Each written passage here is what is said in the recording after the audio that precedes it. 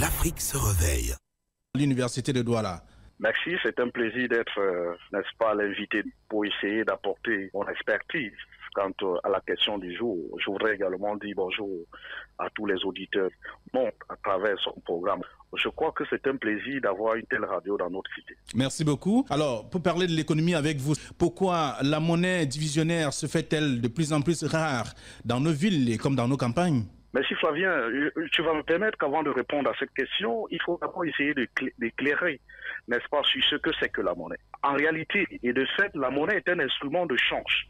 Et en tant que telle, elle se distingue sous trois formes. La première forme, c'est la monnaie structurale, qui est la monnaie de compte. Et puis la deuxième forme, c'est la monnaie électronique. Et puis la troisième forme, c'est la monnaie fiduciaire. Parlons-en de la monnaie fiduciaire, elle-même se distingue en deux sortes de monnaies. Il y a les billets de banque que tout le monde connaît. Il y a également là-dedans la monnaie divisionnaire. Et dans la monnaie divisionnaire, ce qu'on appelle dans le jargon populaire, les jetons et les pièces d'argent. Il faut notamment dire que cette monnaie, la monnaie divisionnaire, n'est-ce pas, est de plus en plus rare au Cameroun, malgré les efforts de la BEAC d'injecter beaucoup de monnaie divisionnaire dans l'économie camerounaise.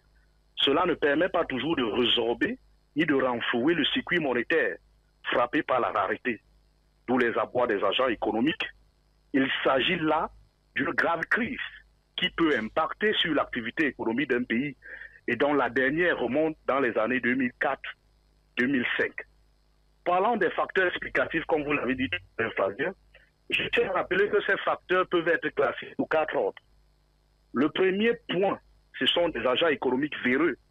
Lorsque j'interpelle les agents économiques ici, il faut tout de même dire qu'un agent économique, c'est toute personne morale ou physique qui effectue des transactions économiques. Celui-ci devient véreux lorsqu'il garde à travers lui les jetons pour après passer à la spéculation en échangeant cette pièce contre les billets de banque ou au-delà de la valeur initiale. Et cela peut notamment, n'est-ce pas, impacter sur le niveau de circulation de la masse de monnaie divisionnaire en circulation. Vous voyez, les commerçants ou bien les agents économiques véreux peuvent être un facteur explicatif de la rareté de la monnaie divisionnaire. Le deuxième facteur dont on peut mettre en exergue ici, n'est-ce pas, c'est l'usage abondant dans les machines à sous-suivi leur stockage, ce qui parfois perturbe la circulation de cette monnaie divisionnaire. Le troisième point qui n'est pas de moindre, c'est la thésaurisation et leur utilisation par les bijoutiers qui viennent compléter cette longue liste de cette au Cameroun. En réalité, pour moi, il y a d'autres aspects dont je j'aimerais mettre en exergue ici et qui pour moi est très important. Et là, je m'adresse aux autorités monétaires.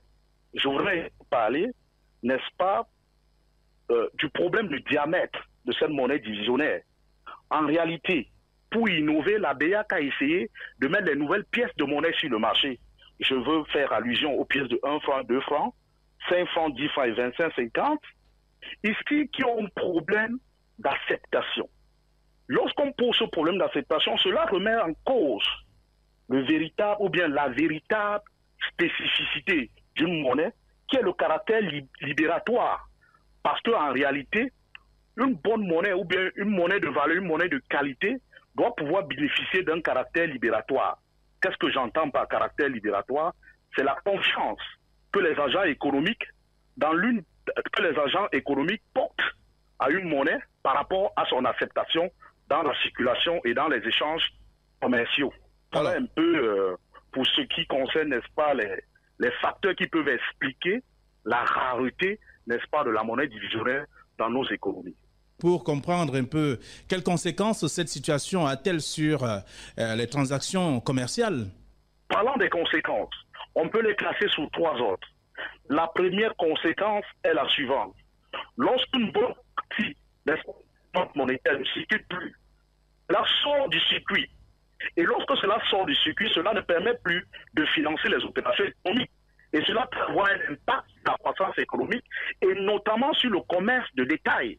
Et j'expliquais ceci, que lorsqu'en réalité on parle de commerce de détail, on fait appel au commerce, n'est-ce pas, informel. Lorsque nous savons que la plupart des économies subsahariennes, l'Afrique subsaharienne, sont basées sur le secteur informel, on va se rendre compte en réalité que c'est tout un secteur qu'on se sera en train de mettre à mal parce qu'il y a une rareté et que le commerce, n'est-ce pas, d'échange entre les différents agents économiques dans ce secteur-là ne pourra plus avoir lieu ou alors va connaître quelques difficultés. Donc, ce qui va avoir notamment des conséquences. Et c'est pour ça que généralement, en fin d'année, on aura à se plaindre que généralement la croissance est faible, on n'a pas atteint les objectifs dont on s'est assigné, parce que réellement il y a eu un problème monétaire, et comme on n'a pas maîtrisé ce problème monétaire-là, cela impacte forcément sur le niveau économique. Ça, c'est le premier point dont je voulais mettre en exergue. Et le deuxième point, en réalité, c'est que la réalité des pièces fait en sorte que lorsqu'il y a une sortie, il y a une perte de pouvoir de la monnaie. Je prends un cas très simple. Cette perte de pouvoir de la monnaie crée ce qu'on appelle en économie, ou bien dans le jargon économique, une inflation de fait. Je vous illustre ça par un cas très simple. Lorsque vous prenez le taxi, par exemple, Bonamous à l'école publique, le taxi coûte 250 francs. Vous remettez 500 francs au chauffeur. Le chauffeur vous remet 200. Au lieu de vous remettre 200, 250, sous prétexte que lui n'a pas de la monnaie. Alors, vous vous rendez donc compte que vous avez perdu 50 francs. C'est ce qu'on appelle en jargon économique une inflation de fait. Et vous voyez donc que cette perte de pouvoir monétaire au niveau de l'agent économique, elle est liée à quoi?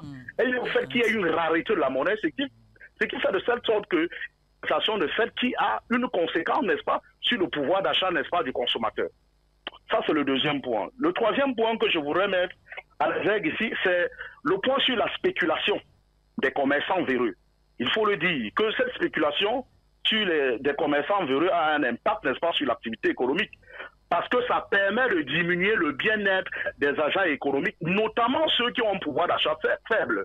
Lorsqu'on sait qu'au Cameroun, la grande partie des Camerounais ont un pouvoir d'achat extrêmement faible, le fait encore que les commerçants véreux jouent sur cette fibre, n'est-ce pas, de la rareté monétaire pour pouvoir, n'est-ce pas, entrer ou bien mettre en place une inflation de fait, cela a bien eu des conséquences, n'est-ce pas, sur l'activité économique dans sa globalité. Très difficile en tout cas de pouvoir vivre dans ces conditions. Mais qu'est-ce qui peut être fait donc pour résorber durablement ce problème, notamment au Cameroun? Les solutions ne sont pas toujours évidentes, il faut le préciser.